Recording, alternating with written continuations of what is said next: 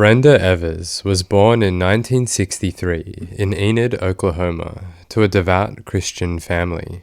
She was a shy, quiet girl who was always known to dress modestly and was dedicated to getting good grades and going to church a few times each week.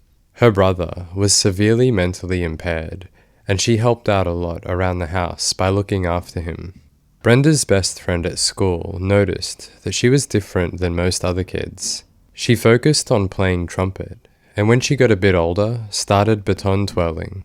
She followed in her mother's footsteps, and was interested in learning to cook and sew. Many friends said that she was always helping others, and was involved in a lot of youth group activities. Her parents were very supportive of her baton twirling, because they thought it to be a safe and wholesome sport that let her be part of other things, like going to football games. When the games were over, she would always go straight home though, and never to parties like the other kids did. She never drank, smoked, and always conformed to what her parents believed was the standards of a good girl. When she was in her final year of high school, she became interested in one of her brother's friends, a boy 1 year her senior by the name of Brenda Andrews. Rob was also born in Enid, Oklahoma on September 19th, 1962. Much like Brenda, his early family life was considered wholesome and very religious. His parents instilled strong family values, and he was very close with his brothers. They were a supportive family. His brothers were quite athletic, but Rob himself, not so much. Where he stood out was his creativity and humor. His family recalls many dinners sitting around the table, laughing until their sides hurt, due to Rob's jokes and funny stories. Rob graduated from the same high school that Brenda attended and went to Oklahoma State University, where he studied advertising and marketing. His brother, who was friends with Brenda, had been informing Rob that she was always asking about him and seemed very interested.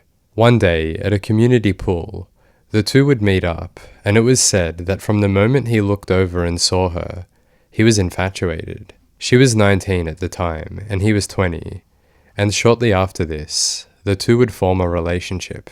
When Brenda graduated, she would move away to Kansas to attend college, but still stayed in touch with Rob.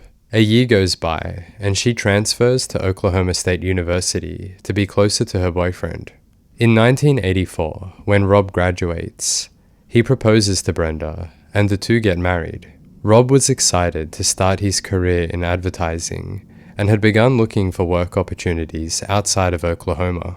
Brenda, by this stage, had been working towards a career in finance, and when she graduated, the two relocate to Texas, where he works in an advertising firm, and she gets a job at a bank. Brenda reports that moving to Texas was a nice change for her. She was no longer under the watchful eye of her parents, and felt like she could express herself a little more. It's during this time that she says she fell in love with the tall buildings, the busy city nightlife, and the nightclubs. She had begun to dress less modestly, wore fashionable clothes, makeup, and she grew a large circle of friends. Although these changes don't sound too troubling, to her husband Rob, he felt concerned. He felt that a believing woman should be more restrained in how she presents herself to the world. At this time, Rob also begins to feel homesick for Oklahoma and talks to his wife about the possibility of moving back there together. Brenda is not on board for this, as she loves her new life in Texas. This was something that the two fought over, and after around 2 years, Rob finds himself being offered a position at a high-profile advertising firm back in Oklahoma, and he really wants to accept it. The married couple come to an agreement. He would go back home to Oklahoma, where he would start this job and see how it goes. He'd figure out whether he enjoys it back there, and if it's worthwhile for Brenda to come join him, so that they can set down roots. In the meantime, while he figures all of this out, she would stay in Texas and await word from her husband on what they should do next. For a few months, they live in separate states, but all seems to be going well for Rob, and eventually, Brenda moves back home to Oklahoma with him. After settling in, she lands a job at the Bank of Oklahoma and rises up through the ranks, becoming a personal banker. She's described as hard-working and very intelligent. They settled into a luxurious home in an area called Landsbrook. It's a welcoming, family-friendly neighborhood with a lot of charm. Quite quickly, the couple starts a new phase of their lives, and a child is on the way. Their firstborn is a girl by the name of Tricity. Rob had actually chosen this name for her, and he thought it would be quite novel if one day she'd ever become involved in politics. He might see the words on a poster, "Elect Tricity." Brenda quits her job and becomes a stay-at-home mum, following in the footsteps of her very own mother. The family is described as incredibly happy, living the dream, with Rob being a natural family man and Brenda a devoted mother. The couple is active in their community and very prominent members of their church. Brenda even helps out by teaching Sunday school classes. Although, people who knew Brenda before she moved to Texas had begun to notice quite a change in her. The once quiet and shy girl was now a confident and outgoing woman. They say she was a lot of fun to be around, the sort of person who would stand out in a crowd. 4 years after their daughter was born, another child comes along, a boy named Parker. At this point, Brenda had fully embraced life as a stay-at-home mother. She would have dinners ready for Rob every day when he got home from work. She looked after all of the house duties, cleaned, grocery shopping, Girl Scouts meetings, and she maintained a healthy social life at church, with her neighborhood friends, and with Rob's work colleagues and their families. Meanwhile, Rob was working long hours. It's around this point that Brenda confides in some of her friends that she feels like Rob prioritizes work and church more than his family. But despite this concern, on the surface, all seemed to be well for the Andrews family. By all accounts, they had it all. Seemingly aware that his wife felt as though he spent too much time working, Rob also had begun speaking to the people around him. He would tell them that he doesn't feel as close to his wife anymore, and that he feels like he's not doing enough for her. On top of this, his wife has been described as extremely good-looking. She was in her 30s, but looked early 20s, and she would accentuate her physical beauty by wearing clothing that would always turn heads. Her choice of apparel has been described as revealing and provocative, and a lot of people, both male and female, would notice her for this reason. Rob was aware how other men would look at his wife, and he had begun to feel insecure, something that he spoke to his friends and even a pastor about. As Rob always did, he placed his faith in the Lord and did his best for the family, hoping that these negative things he was feeling would eventually resolve. The years go on, and Rob becomes more and more involved with his church, even doing some missionary work in South America. Rob helps set up a new church in his local community, and here he holds the position of deacon. His wife is also involved at the new church, and begins to work on the weekends as a Sunday school teacher there.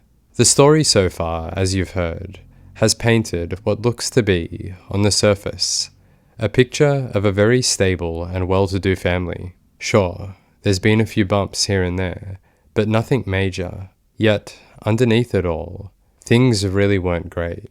It's reported from multiple sources, friends of Brenda, family members, and Rob's best friend Ron, that Brenda had never been happy in this marriage. The cracks of the relationship, although hard to see from an outsider looking in, were very present all throughout their 17 years of marriage leading up to 2001. To give you some examples of what I'm talking about, starting from all the way back when the two were in college, living in separate states. One evening, Rob had driven to Kansas to surprise Brenda for a visit. When he arrived, he couldn't find her in the dorm room she was supposed to be living in. After doing some asking around, he finds Brenda in a room with a man known to be an ex-boyfriend of hers, and it was clear that she had been staying there with him. An upset Rob talks to his father about this situation and comes to the conclusion that although it looks bad, possibly it's all innocent and nothing fishy was going on. A bit further on, when the two get married, Rob had confided in a friend, telling them that on the night of their wedding, Brenda had become upset with him. She told him that she thought the marriage was a mistake, and in fact, she hated him. Another instance, many years on now, at a family dinner, Brenda had become upset at the noises Rob made whilst he ate. She dumped a plate of pasta onto his lap and yelled that she has always hated him and the things he does. When people would ask Rob why did he stay with someone who clearly hated him, he answers, it's because he loved her deeply and always had. He felt like if he tried hard enough, maybe things would change. Rob was a persistent man, always known to work at problems until he found a solution. Nothing could ever make him give up, and it seems his relationship was one of those problems. Being firmly against the idea of divorce, Rob truly believed that Brenda one day would change and love him like he loved her. Even at times when she told him that she gave up on the marriage many years ago, he stood firm in the belief that it could work out. Unfortunately, instead of the two parting ways and acknowledging that the relationship likely shouldn't proceed in this state, Brenda looks for connection and intimacy in other places. In 1997, whilst she was working at the bank, she had made friends with a co-worker by the name of Rick Nunley. This man and his wife became friends of the Andrews family, and often they would do things together. As the two families got closer and closer, Brenda would start to confide in Rick, telling him of her troubles in the marriage, and surprisingly, Rick had similar issues. The two become very close and speak to great extent about these matters. In October of 1997, Rick files for divorce, and when this happened, he claims that Brenda had begun to make sexual advances towards him. He admits to giving in to temptation, and an affair starts up between the two. Of course, this is all unknown to Rob. This sexual liaison lasts up until spring of 1998, when it unceremoniously fizzles out. Although the sexual chemistry was no longer present, Brenda and Rick remained close friends and often spoke on the phone together. In 1999, Brenda meets a man who is working at a local grocery store by the name of James Higgins, and she takes an interest in him. He says that she would come into the store wearing outfits such as tight short dresses, her cleavage exposed. She would come in and scout around looking for him, and when she found him, they would flirt endlessly. Initially, James claims that he was quite unresponsive to the flirting attempts due to being married, but eventually he caved. On one occasion, Brenda walks into the store. Without saying a word of what's going on, she places a key in his hand and tells him to meet her at a nearby motel after work. He does so, and this marks the beginning of another affair for Brenda. This one lasted just over a year, where the two would meet at hotels, in Brenda's car, and at times her home when Rob was not there. James claims that the affair ended when suddenly one day Brenda had told him that their meetings weren't fun for her anymore, and from that moment on, they no longer had any sexual relations. Much like the man before him, Brenda and James remain friends, with James at times going over to her house, being introduced to her family, and performing renovation works around the premises. James would have more to say regarding his interactions with Brenda following the affair ending. He claims that one time, when working on the deck of her house, he had brought his 2 teenage sons along with him. James would watch the way Brenda interacted with his boys, and he felt troubled because to him, it looked as though she were flirting with them. She was wearing very tight clothing and speaking to them in a way which made him very uncomfortable. James, along with many others, state that Brenda is a highly sexual person and was not afraid to show it. At one point, early in the marriage, a very close friend of Rob recalls spending time with the couple, and Brenda had learned that this man was attracted to women with red hair. The next time he came around to visit, Brenda had dyed her hair red. A colleague who works with Rob and has known him for many years would say that she doesn't believe Brenda was ever faithful to Rob, not at any point throughout their 17-year marriage. It's unclear if Rob knew about the extent of what Brenda was doing. By all accounts, it seemed that many people close to the couple knew what was going on, so surely Rob had a suspicion. But from everything I researched, it seemed that at the worst, he only felt sad that he didn't have the sort of close relationship with his wife that he would have liked. This brings us to March of 2001. Now we have another married man in the picture, a person by the name of James Pavot.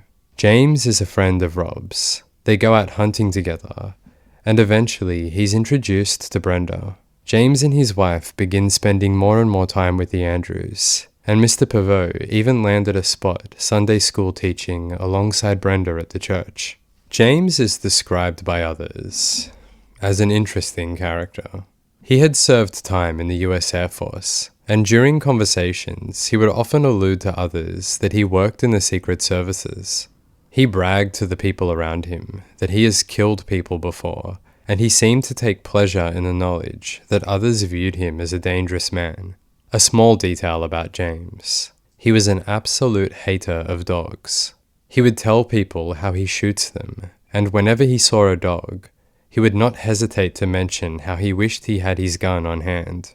This absolute pleasant-sounding character, 10 years older than Brenda, would become close to her, seeing as they worked Sunday school classes together. Others looking on said that despite him being married, it would seem that he had become obsessed with Brenda.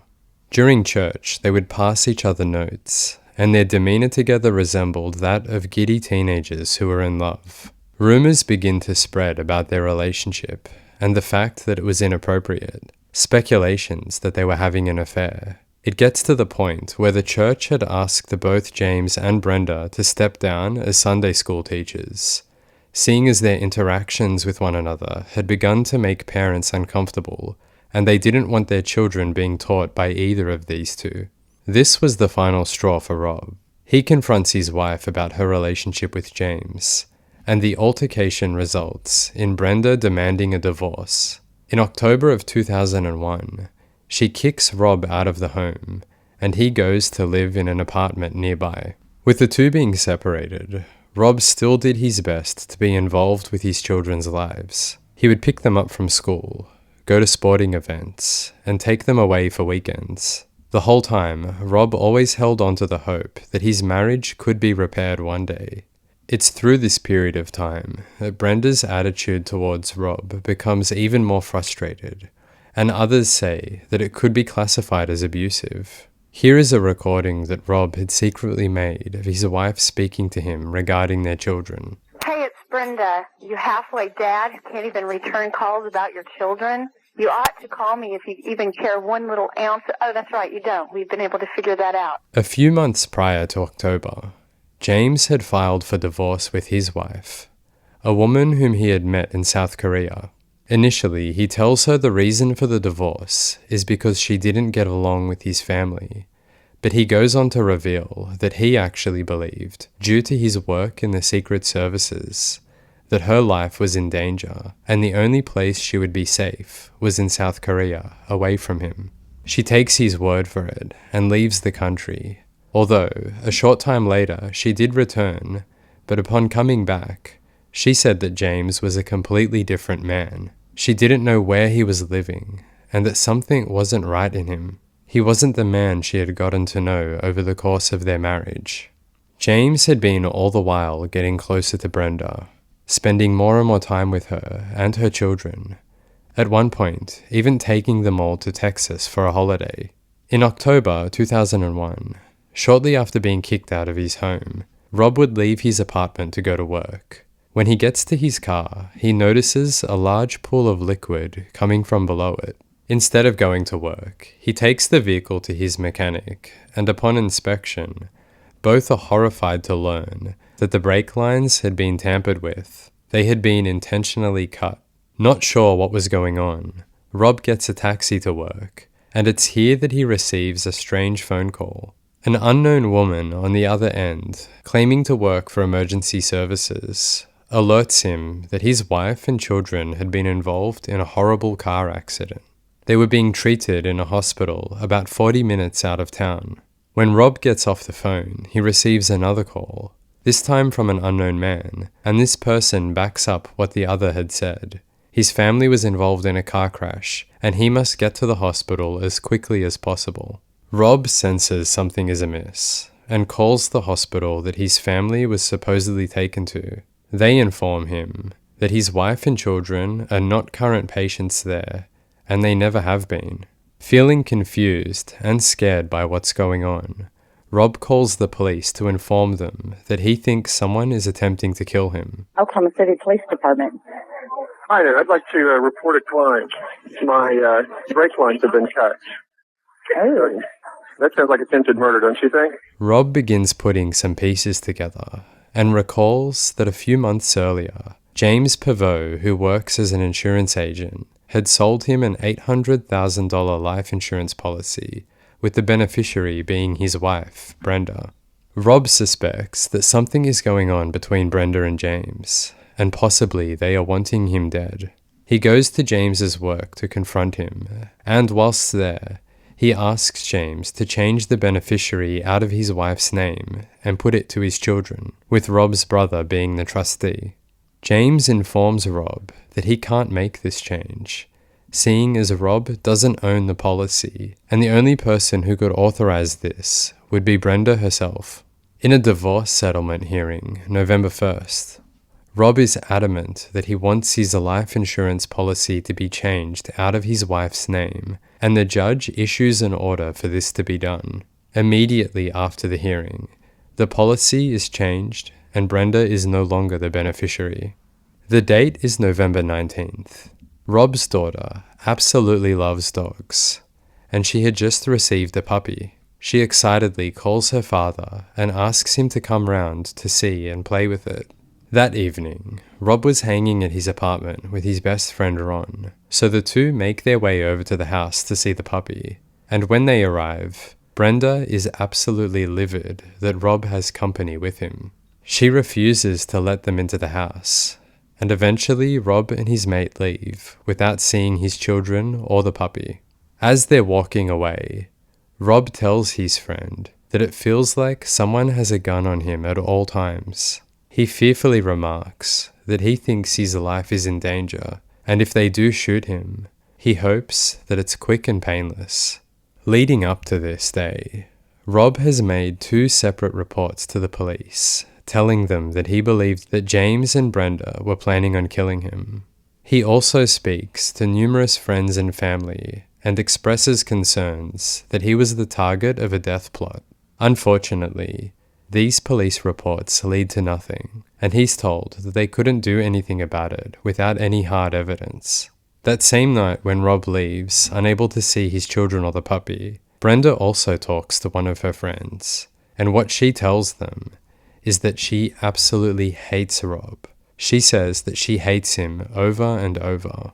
The next day, November 20th, Rob was scheduled to pick up his children so that he could take them for the Thanksgiving weekend. He was very excited for this, as they were all going to spend some time with his family.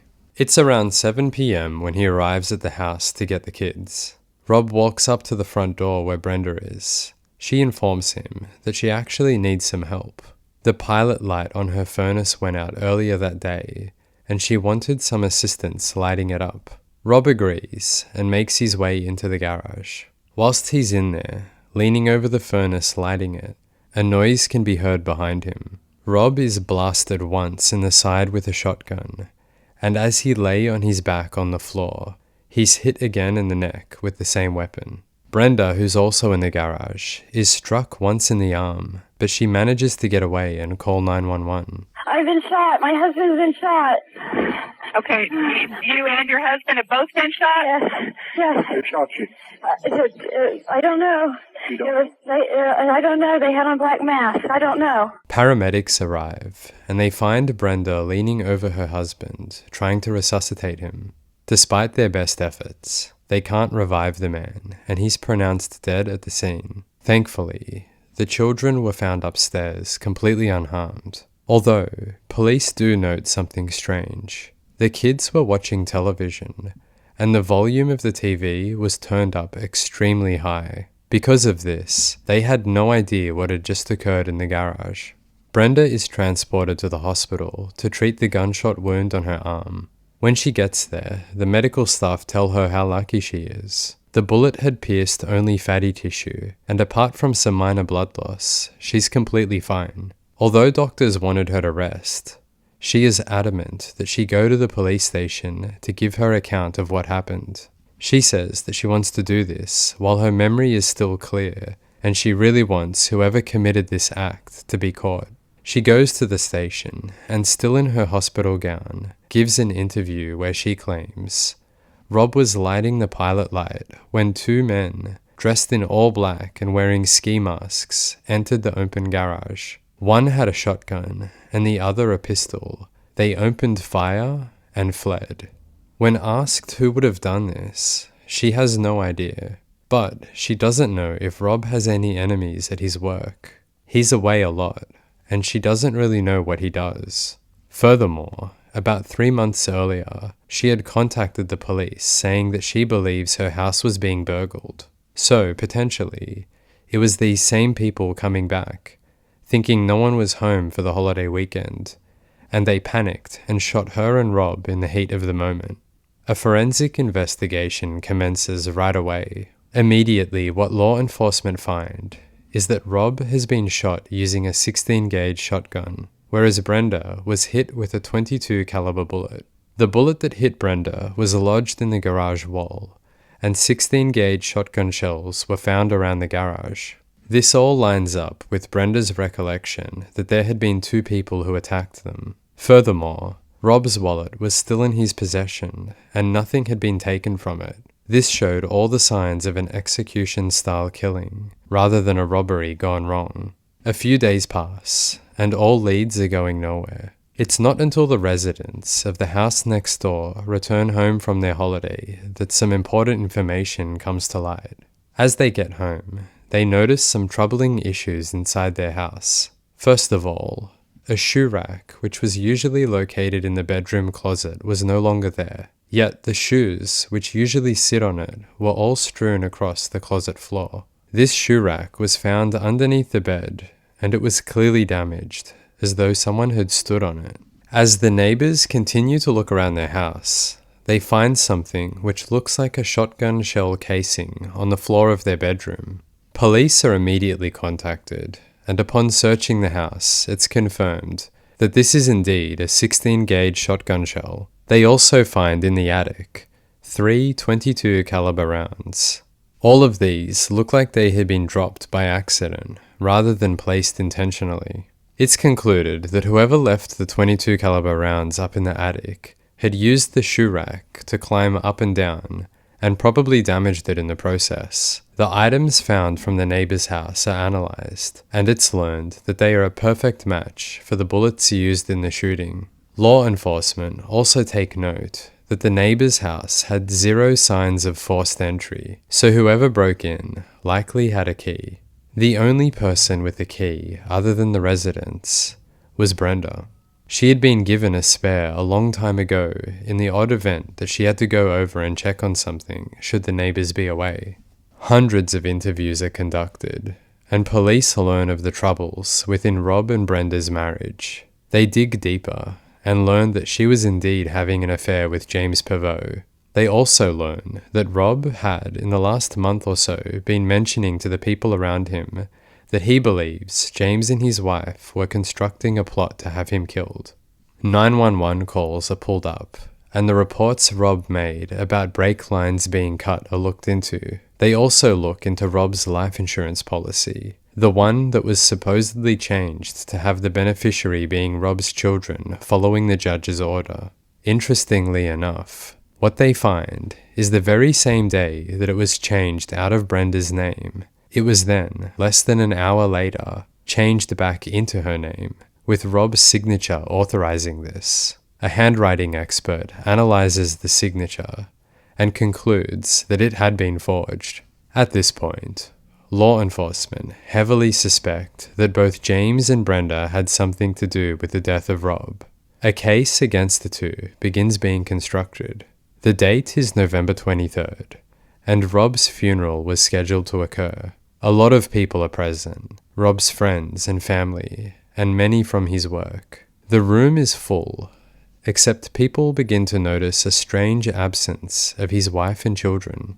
Brenda and the 2 kids were nowhere to be found. The start of the funeral is postponed for around 45 minutes as people try to get in touch with Brenda. Many are worried for the safety of the family, and police are soon contacted.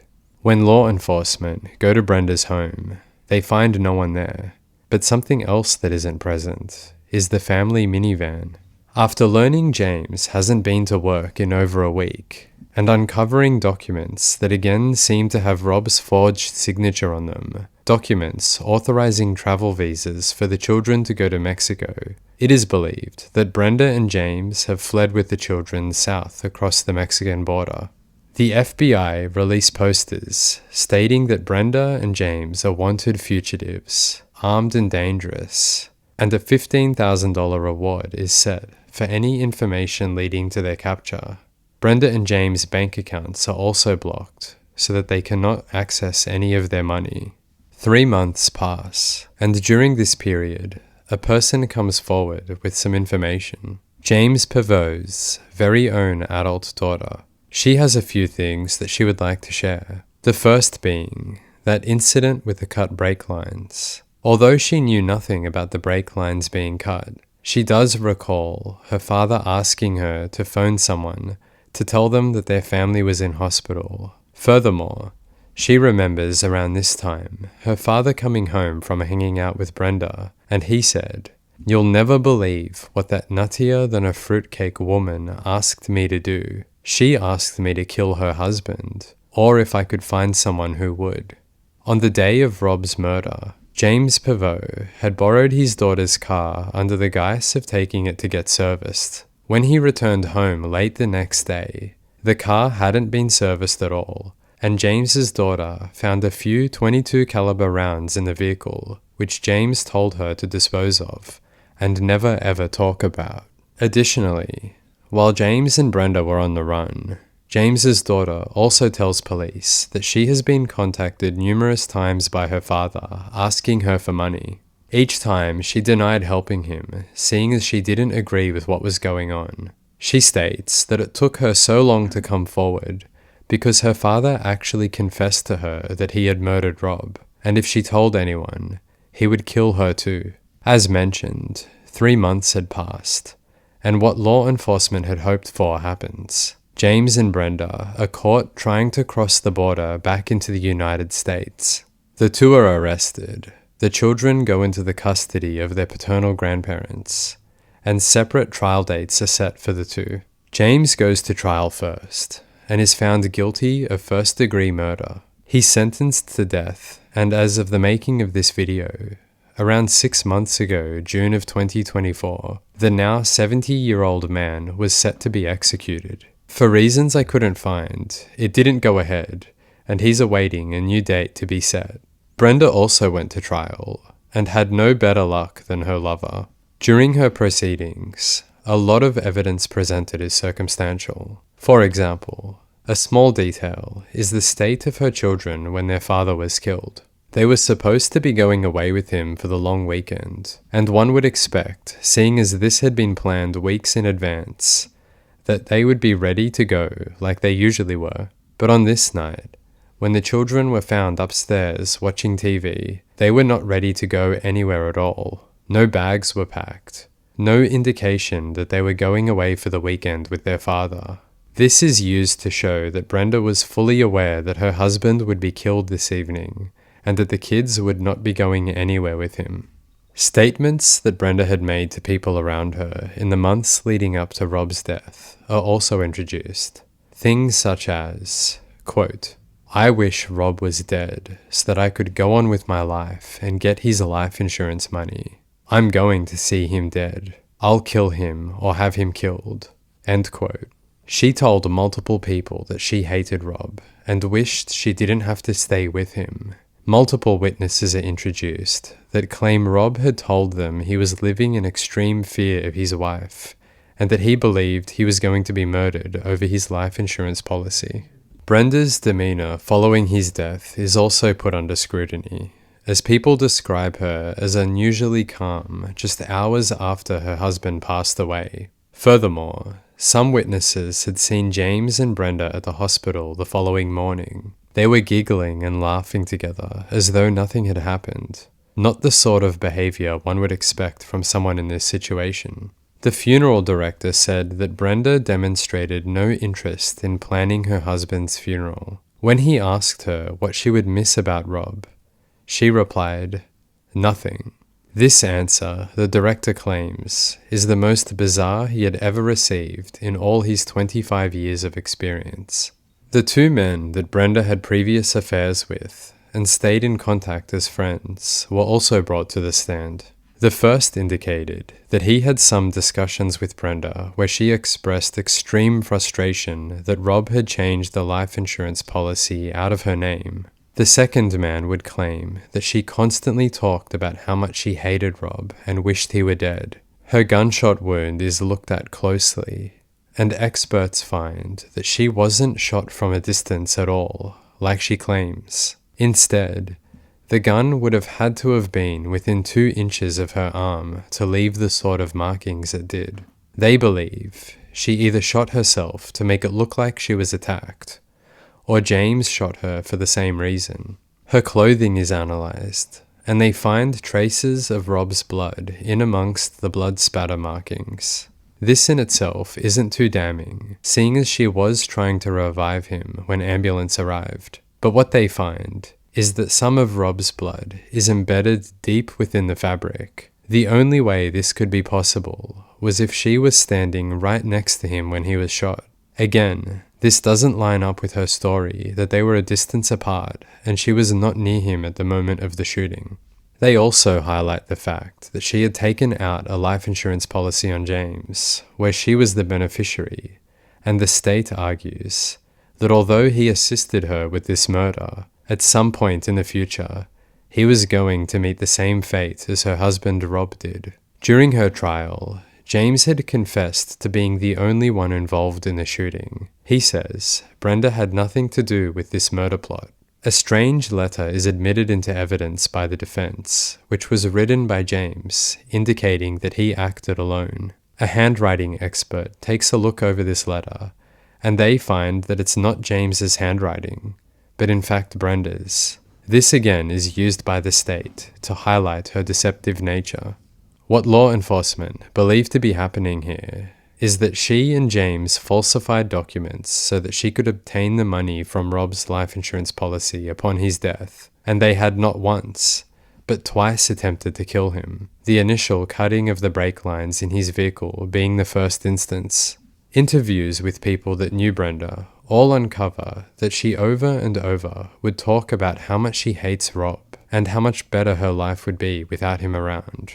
They push the idea that Brenda had forged her husband's signature to become the beneficiary of his life insurance policy after the judge ordered it to be changed. And upon doing this, she was set to kill her husband and receive the money. To further bolster this theory, people claim that Brenda would at times brag to those around her about how good she was at doing her husband's signature, a strange thing to brag about indeed, and one that absolutely was used against her in court. The argument about Brenda's involvement continues, and the state says that after the failed brake line plan, James had purchased a .22 caliber gun a week before the murder. They have receipts to back this up. He was going to have Brenda lure Rob into the garage, where James hid behind the minivan. Then he would shoot Rob using the shotgun, and Brenda would be shot using the pistol to make it look like she wasn't involved. On the issue of the shotgun, it's argued that the weapon used was in fact Rob's very own. He was known to own such a gun, and when Brenda kicked him out of the house, despite multiple attempts to retrieve it, Brenda would not give the weapon back to him. She claims it's because she feared that he might shoot her, but the state thinks otherwise. After his death, police searched the property but could not find this weapon anywhere, even though witnesses claim to have seen it in the house as close as a week prior. It's nowhere to be found, and Brenda doesn't know where it went. It was never recovered during the investigation, and it still hasn't been found to this day. After a lengthy 6-week trial, Brenda is found guilty of first-degree murder, and much like James before her, she's sentenced to the death penalty. This is a controversial case in the state of Oklahoma, seeing as she was, and still is, the only woman sitting on death row. The reason, though, that her sentence is so controversial is due to the happenings of the trial. People noticed that not only did Brenda's actions go under scrutiny, but her entire character, details that many believe are completely irrelevant to what had happened. They say that her promiscuous actions regarding her dress sense and affairs were all used as a tool to get her sentenced to death. She didn't get the death penalty for murder, but she got it because she didn't conform to the archaic standards and rules of what society dictates a proper woman should abide by. In this argument, to give you an example of what people take issue with, here's an excerpt from a journalist who believes Brenda had an unfair trial. Quote, "To bolster its circumstantial case against Miss Andrew, the state exploited sex-based stereotypes and presented conceitedly irrelevant evidence about her sexual history, gender presentation, demeanor, and motherhood. At trial, the prosecution relentlessly derided Miss Andrew, using sexually charged descriptions to cast her in the role of an unchaste wife. The state elicited testimony about Miss Andrew's short skirt, low-cut tops, sexy outfits, very tight dresses, a leather outfit that was not appropriate, and otherwise improper clothing. The state's sex-based argument peaked when the prosecution called Miss Andrew a slut puppy and displayed her thong underwear during its guilt phase closing argument. The prosecution would say in this closing argument, "Does a good mother take her children 4 days after their father has been murdered to Mexico? Do you believe that a good mother would have her children make book reports from murder mystery novels? Do you believe that a good mother would program their children to chant, 'I want my mummy's family'? Do you believe that a good mother would kill their children's father? Would a good mother not take their children to their father's funeral? Does a good mother manipulate her daughter? Do you think Miss Andrews is still a good mother?"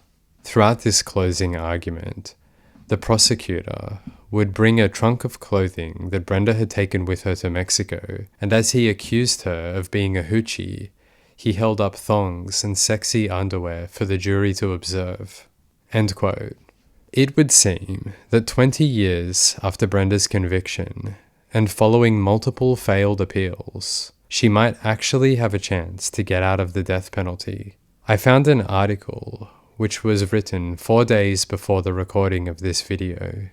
It says, quote, "On January 21st, 2025, the Supreme Court issued a relatively rare decision. Miss Andrews argued that the state's evidence was so prejudicial that it violated her rights under the Due Process Clause of the 14th Amendment. The court now sends the case back down to the 10th Circuit Court of Appeals to determine whether the prosecutor's evidence about Miss Andrews' sexual behavior, clothing, and parenting was so prejudicial that it warrants a new trial." End quote. At this point of the video, I've finished presenting the case, and now we'll speak about the victim. Here's information that I uncovered about him. Rob was known to be 2 things: persistent beyond belief and hilarious. People would classify him as the life of a party with endless stories and jokes. He was an absolute pleasure to be around.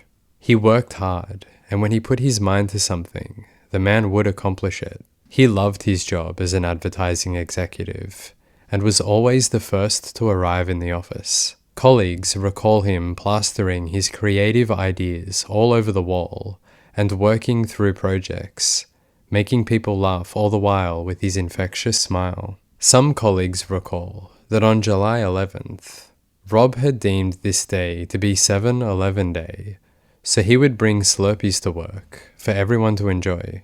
In his desk, he always kept a copy of the Dr. Seuss book, Green Eggs and Ham, It was sitting there, right next to his copy of the Bible. His persistent nature, as you heard earlier, also extended into his personal life. If it's one thing people knew he loved more than his job, it was his wife and his family. Possibly to a fault, but this personality trait kept him loving someone who long ago had given up on him and the relationship.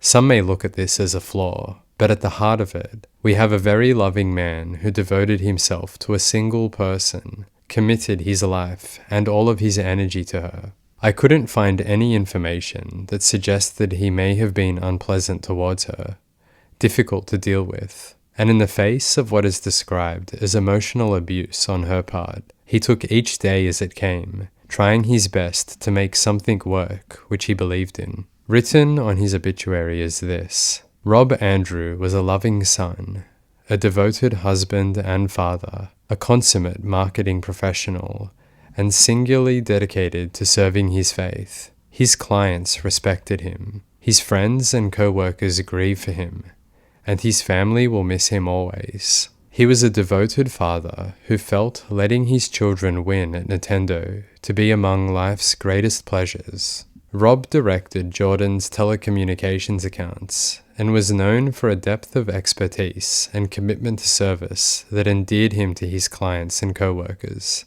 He was a sought-after public speaker, and his work continues to be recognized with numerous national industry awards. Rob was an active member of the North Point Baptist Church in Oklahoma City, where he had been a deacon. He served on the board of directors for Positive Tomorrows and Junior Achievement. Friends of Rob's would say, "No words can express the sadness I feel. Rob was truly a wonderful boss and friend. I will miss him every day. He was always a pleasure to be around, whether he was telling sidebar stories, presenting to clients, even riding in the car with him was an adventure." I can still hear Rob's laugh. Laughter coupled with an ear-to-ear grin. Rob gave so much of himself to so many people. Knowing him has taught me so much about the healing power of faith, generosity, and optimism. We are grateful to have known and worked with such a remarkable man. In our grief, we miss you, Rob. Your laughter and your memory will remain alive with us until we meet again. I will always remember you saying, LYLAS. Love you like a sis. I am shocked and saddened to hear of Rob's tragic death. It's been many years since we worked together at Jordan, but just the mention of Rob's name brings a bright, smiling face to mind. What a blessing and pleasure to know Rob, your son. We attended church with him at Village Baptist, and then at North Point Baptist. His smile and positive attitude were absolutely contagious. You can be very proud that your son was well loved and respected. His bright outlook was a breath of fresh air. Rob touched my life in so many ways. I saw him as my mentor, even though he may never have really known it. With work, church, and personal advice, I knew I could turn to Rob, and he would give me open and honest answers. I'm glad we were able to laugh about all of the problems and struggles. Your positive outlook was always appreciated. After meeting Rob over 15 years ago, I will greatly miss his smile, silly jokes, and great dedication to his family, his job, and God. The good memories and fun times I have of Rob are endless, and I'll miss him always. Thank you, Rob, for getting me where I am today in the world of advertising. I will always be grateful for that.